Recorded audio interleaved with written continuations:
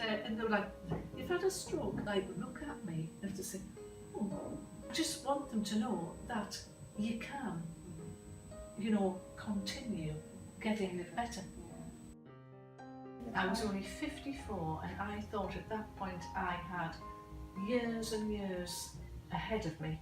And you remember the very day? Yes, it was a Friday. I had just come out of hospital having had quite a severe chest infection, and I came home. I still felt dreadful, and my daughter invited me out for lunch, and I said no, I couldn't. And I went into the kitchen, put the kettle on, and immediately thought, oh. And now from that moment, I've got very little recall. But I actually came back into the front room with a very hot kettle, and my poor husband, who had this bad back, he jumped up, took the kettle off me, and realised I was slobbering, and I didn't have much use of my limbs on my right side. So he put me on the settee, and I couldn't actually see anything. I could hear him saying to me, what's happening, what's happening? But it was like looking through panes and panes and panes of glass, and his voice was far away. And he rang 999. The paramedics came very quickly. Can you remember your paramedic journey? I can remember I fell on the floor. Right. I fell on the floor, and I did that as the paramedics were coming in, because I was aware of them saying, "Oh dear me, dear me." The next recollection I can remember is of Helen being at the end of a bed or a trolley and saying to me, "You're going to have a CT scan." And Helen which is always very nice, but she was like, "You don't need to worry." But I never once thought, Helen is here as the stroke nurse. Now it wasn't the following morning when the girls came down from the ward.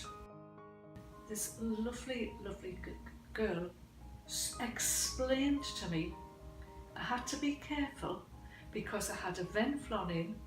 She told me I had the monitor on my chest, which I hadn't realised. I had to be careful, and she was really lovely. She actually explained everything that was on my body at that time. And that was important to you? It was important because I didn't know what was happening. I still didn't know I'd had a stroke. I didn't want to be an invalid, and I wanted to have my clothes on, and I did like to have my lippy, and my lipstick was not in for 48 hours. So when I finally found it hidden behind my tissue box and the jug of water, and I got it out and I put it on, and I went out and I went and everybody was, "Oh, she's got a lippy on." That was very important. Days were long, you know. So your communication was the main problem, would you say? Yes, it was. But so what helped with the communication? Was it, you know, that you can get prompt cards and that? Did that help? Or? Yes, initially, the main thing about it was I used to go out every day and get a fresh piece of paper, because I tell you what, I talk now, but I wrote. Because you mentioned about the weakness down your right arm and leg, so did that come back? It came back, and it seemed to be I was absolutely fine on my right hand side, but the only problem is, and I still get it when I'm cold, you have a very, very peculiar feeling, more so in my arm.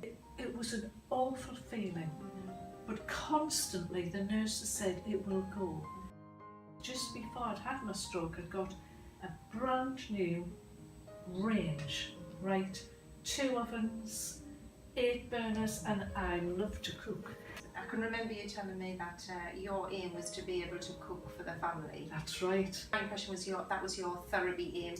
Oh, if you had a yes. therapy in, it would to Yes, get. and I went into the occupational kitchen every single day. First time I ever went in, she gave me a brown thing, and I thought, I recognise this, I recognise it. And she had to tell me it was a potato. So then the following day she gave me a carrot.